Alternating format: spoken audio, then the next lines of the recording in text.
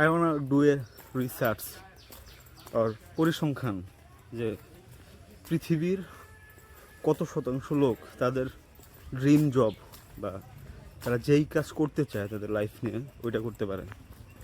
And আমার কাছে মনে হয় যে এটা খুব বেশি হইলে 10%, 15% এমন হবে, এর থেকে বেশি হওয়ার সম্ভাবনা নেই।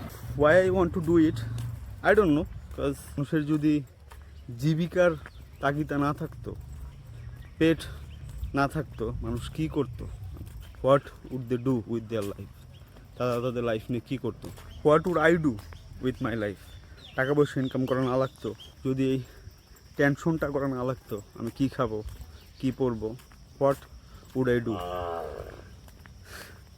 It's a tough question. I mean মাঝে মাঝে কিছু প্রশ্ন আছে যেগুলা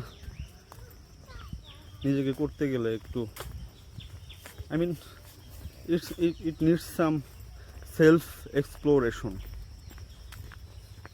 ভয়ও লাগে যে if I get lost in there. I have seen many people, তাদের লাইফের মেইন অবজেক্টিভ হচ্ছে সারভাইভাল, টিকে থাকা। তারা কি করতেছে, কি কাজ করতেছে, কোন প্লেসে আছে, এসব নিয়ে তাদের কোনো কনসার্ন নেই। They just want to leave.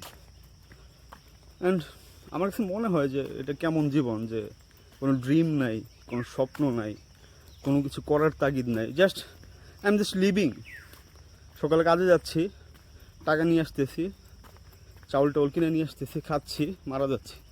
আমার বাবা আমার একটা কথা বলতো যে আমি নাকি অভাব দেখি নাই, এর জন্য আমি এখনও একটু রেভিলিয়াস, মানে আই এম নট টিমিড।